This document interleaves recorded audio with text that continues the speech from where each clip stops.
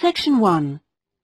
You will hear a man telephoning a sports club to ask about membership and facilities.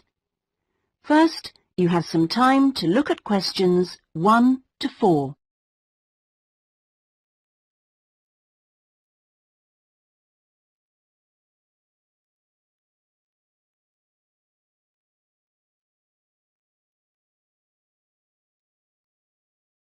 You will see that there is an example that has been done for you. On this occasion only, the conversation relating to this will be played first. Good morning. Oh, sorry, it's gone 12. I'll start again. Good afternoon, Kingswell Sports Club. How can I help you? Oh, good afternoon. I was wondering if you could give me some information about membership and facilities. The name of the sports club is Kingswell, so Kingswell has been written in the space. Now we shall begin. You should answer the questions as you listen, because you will not hear the recording a second time. Listen carefully and answer questions 1 to 4. Good morning. Oh, sorry, it's gone 12. I'll start again. Good afternoon, Kingswell Sports Club. How can I help you? Oh, good afternoon. I was wondering if you could give me some information about membership and facilities. Of course. What would you like to know? Do you have tennis courts, for example? No, I'm afraid we don't. We're primarily a golf club. What about football? I heard you had a team. No, I'm sorry. Perhaps you're thinking about Fresham Sports Centre. Oh, right. I know it. I played badminton there. Have you? They've got a lot of facilities we don't have, and vice versa. We do have a Keep Fit studio, which is very popular with members, and then as well as that, there's swimming, of course. That's good. I like to swim every day. We have a range of classes, too. Do you have judo classes? I'm keen to learn. Well, at the moment, we offer kickboxing. We're planning to add judo and stretch classes soon. We're currently running a range of yoga classes, too. What about relaxing after exercise? I assume you have a restaurant or something? At the moment, we've got a salad bar, which is very popular. We'll also have a fully licensed restaurant by the end of the year. Sounds good. Before you hear the rest of the conversation, you have some time to look at questions 5 to 10.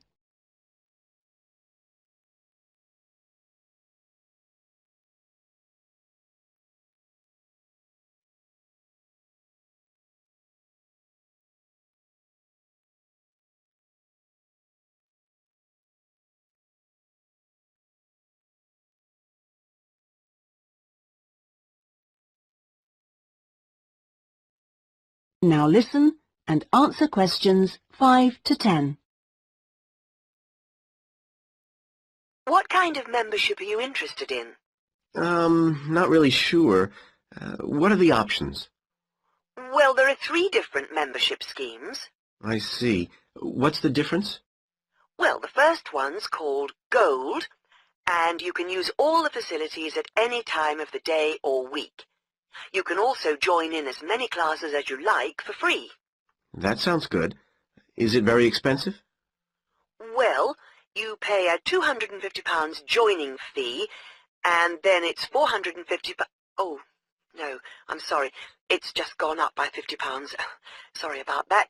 It's now £500 for the annual subscription fee. Right, got that. And what's the next type? Well, that's silver. It's the same as gold, except you have to pay a small fee of £1 per lesson for any you do, and you can only use the centre at certain times. I see. So when exactly? You can only use the facilities between 10 a.m. and 4:30 p.m. So I couldn't use the pool at 8 in the morning or evening then? That's right. Okay, and the price for that? Is the joining fee the same as for gold? Actually, it's slightly less than the £250. It's £225. But the annual fee is only £300. Does that sound more like what you want? Well, it's still rather more expensive than I thought. I'm a student here in England, and I'm only here for 6 months. Ah, then the bronze scheme would probably suit you best. How is that different? Well, some of the facilities have restricted use. And do I have to pay for classes? Yes, it's £3 for each class you join. I see. And what are the hours then? Between 10:30 and 3:30 weekdays only, and you pay a £50 joining fee. The annual fee is £180. It works out at £15 a month, so that would be quite a lot cheaper. Oh, that should be all right. I could come in my free periods. What do I have to do if I want to join? Well, we book you in for an assessment with an instructor who will show you how to use all the equipment. If you want to organise a trial session and look around the centre, you'll need to speak to David Kinchley. Could you spell that, please? Yes, David, K-Y-N-C-H-L-E-Y.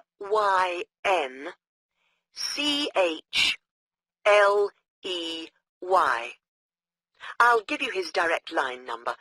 It's 0458 95311. Thanks. Thank you for calling Kingswell Sports Club. That is the end of section 1. You now have half a minute to check your answers. Section 2. You will hear a customer services official giving information to a passenger at a railway station in a town called Trebirch. First, you have some time to look at questions 11 to 17.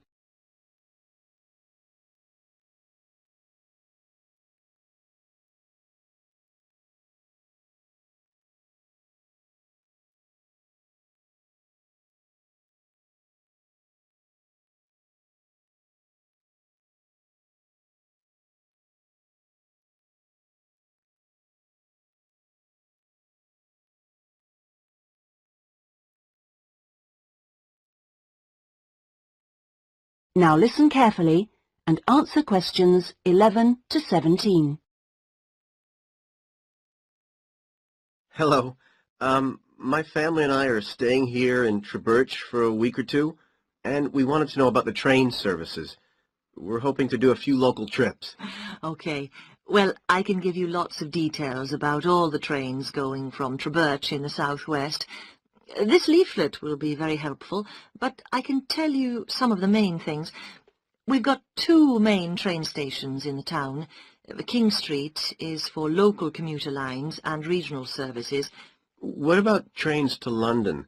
I'll need to go there on business for one day. Then you need to go to Central Station. That's for all the national services. There are regular trains to London.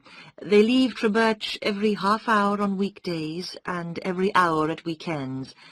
It takes about 2 hours, a bit longer on Sundays. You've got a choice of first and second class, and there's a buffet car, though refreshments are included in the cost of a first-class ticket. Ah, right. And have you got any information on different ticket types? Yes, there's a range of ticket prices depending on when you travel and when you buy your ticket. There's a standard open ticket, which doesn't have any restrictions. This can be bought in advance or on the day.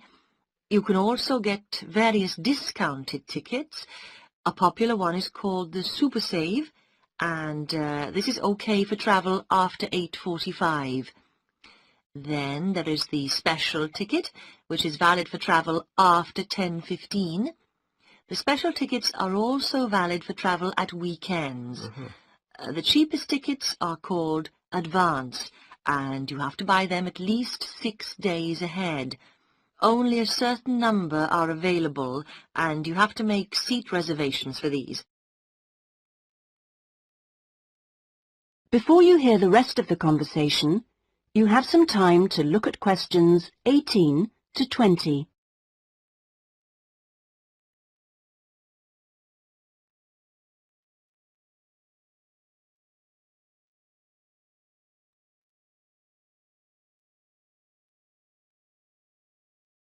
Now listen and answer questions 18 to 20. Thanks. And are there lots of places to go to around here? Oh, yes. You can enjoy many days out.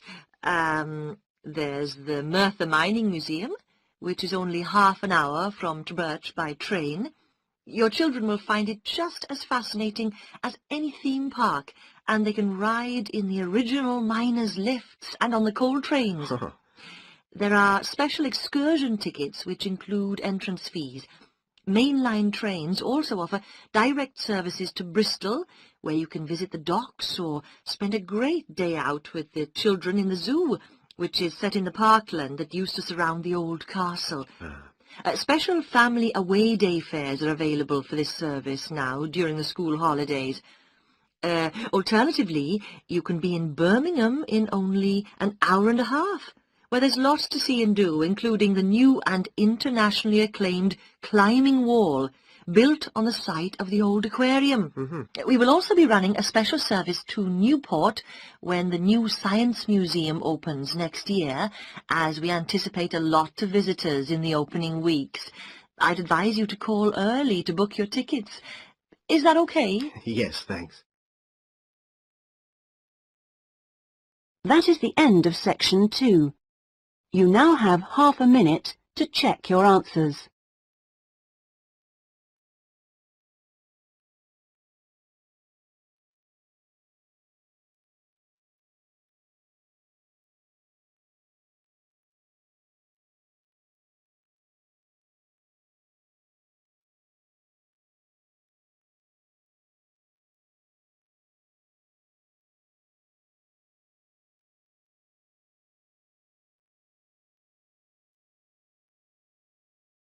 Now turn to section 3.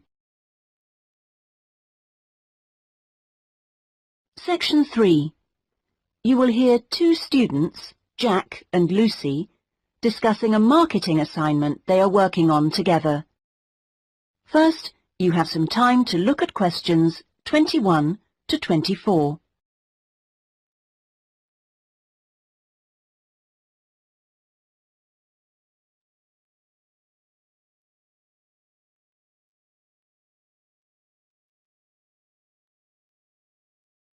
Now listen carefully and answer questions 21 to 24. Lucy, we really need to get working on this marketing assignment. We've only got 5 weeks left to the end of term to design it, carry it out, and then write up the results. Sure. Well, let's get started right now. Let's go over the instructions. What exactly do we have to do? Well, it says here we have to look at one area of the entertainment industry. There's a list of the different types. What are they? Music, cinema, theatre, sport, and eating out. Is that all? Looks like it. So we choose one branch of the industry and then we look at how two different groups of people use it. Is that right? Yes. And do we have to use any particular method to get our data? Can we mail out a questionnaire or do face-to-face interviews or maybe even observations? Well, actually, it looks like we don't have a choice. We have to do telephone interviews. Okay, so at least we don't have to waste time deciding between the different methods. Yeah, that's right. Oh, and the other requirement is the number of interviewees. Not too many, I hope. 10?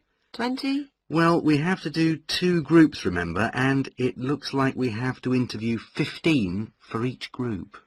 That's 30 altogether then. It's going to take ages. Yes, but remember we're working on this together, so we'll only have to do 15 each. Okay, so those are all the requirements? Yes, looks like it. So, first, which area are we going to choose? My preference would be cinema, since that's where I spend most of my money. I don't think that's such a good idea. I don't think there are huge differences in the market there. I mean, you get young and old, male and female, rich and poor, all going to the same movies. Yeah, maybe you're right. Let's make it music then. Right. So, what 2 groups will we compare and contrast? Male and female? No. Most of my female friends like the same music as me. Different age groups will be much more likely to show up differences, I think. Before you hear the rest of the discussion, you have some time to look at questions 25 to 30.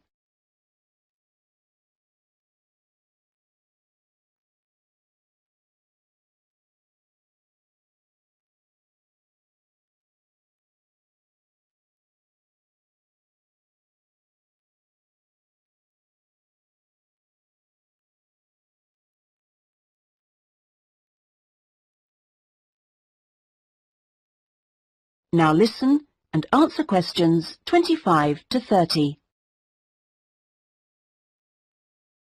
Yeah, I suppose you're right again. I'll take some notes, shall I? So, age groups. Well, what do you think? Maybe 25 or under for one group and 45 or over for the other group? That should show up differences. Right. Okay, next. How about the kind of music they like? Let's give them some choices and then we can just tick boxes. Okay, let's have pop, jazz, folk, easy listening. What else? Well, we should include classical. Some people like it, you know. Okay, and then we should have how they listen to music. The medium. Right, let's include radio, CD, and then I guess there's TV. What about concerts? You know, in pubs and halls. Oh yeah, we should include live music, of course. Okay, we're on a roll now. Next point could be about where they actually get their music. You mean, like, do they buy it in music shops or department stores? Yes, or download it from the internet. Right, that could be for recorded music. Then we need another section for live music. Where do they go for that? Okay, let's say disco, pub, club, concert hall. Or opera house? And I guess we should include karaoke bars. Not many of them in this city. Okay, we'll leave that out then. So, what's left to do? That's it. Well, now we can make a timescale for doing it. That is the end of section 3. You now have half a minute to check your answers.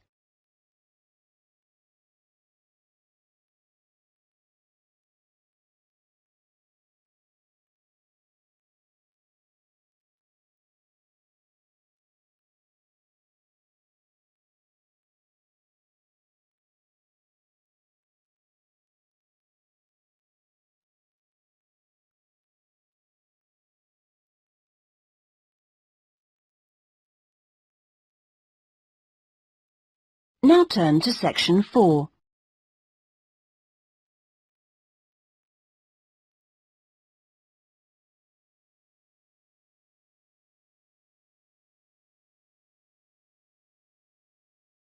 Section 4. You will hear part of a lecture given by a conservationist on the subject of lions. First, you have some time to look at questions 31 to 40.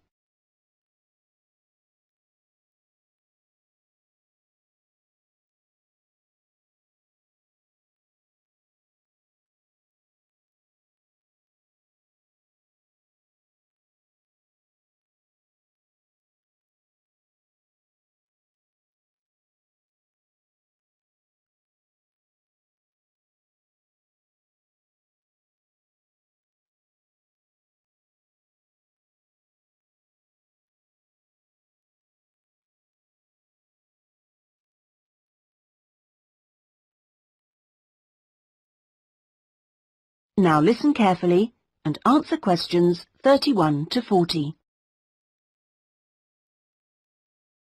Well, most people think that lions only come from Africa. And you would be forgiven for thinking this because in fact most lions do come from Africa. But this hasn't always been the case. If we go back 10,000 years, we would find that there were lions roaming vast sections of the globe. But now, unfortunately, only very small sections of the lion's former habitat remain. My particular interest is Asiatic lions, which are a subspecies of African lions. It's almost 100,000 years since the Asiatic lion split off and developed as a subspecies. At one time, the Asiatic lion was living as far west as Greece, and they were found from there in a band that spread east through various countries of the Middle East all the way to India. In museums, you can now see Greek coins that have clear images of the Asiatic lion on them, Most of them are dated at around 500 BC. However, Europe saw its last Asiatic lion roaming free 2,000 years ago. Over the next 1900 years, the numbers of Asiatic lions in the other areas declined steadily. But it was only in the 19th century that they disappeared from everywhere but India. So, how can you tell an Asiatic lion from an African lion, with which you're probably more familiar? Well, in general, Asiatic lions are not as big as African lions. The colour is more or less the same, but the appearance of the mane is different. That's the hair around the lion's face and neck. The Asiatic lion's mane is noticeably shorter than the African lion's. Asiatic lions also have a long fold of skin on their undersides, whereas not many African lions have this.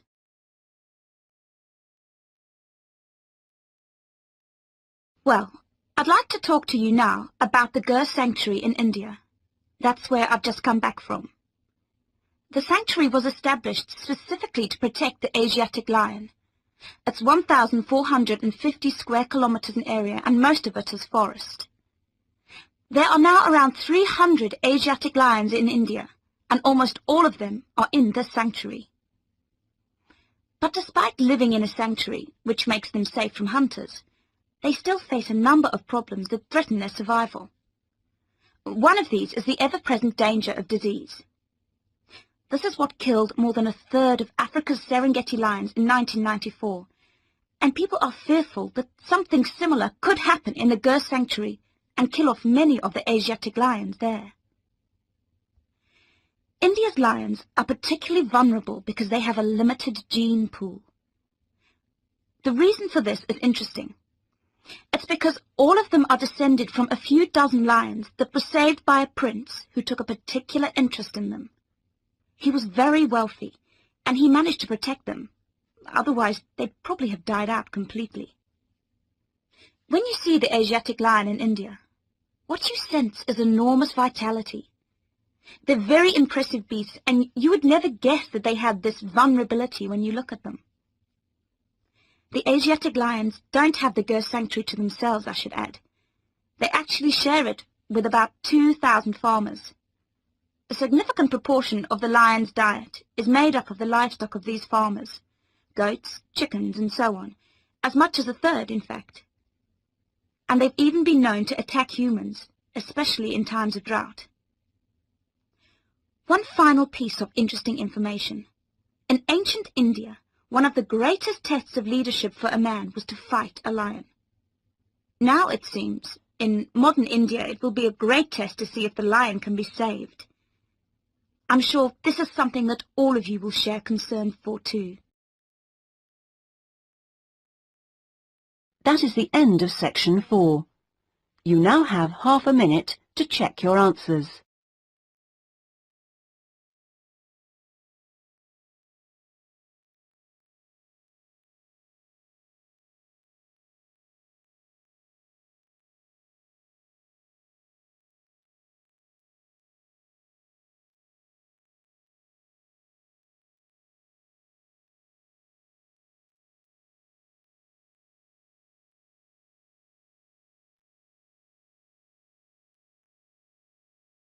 That is the end of the listening test.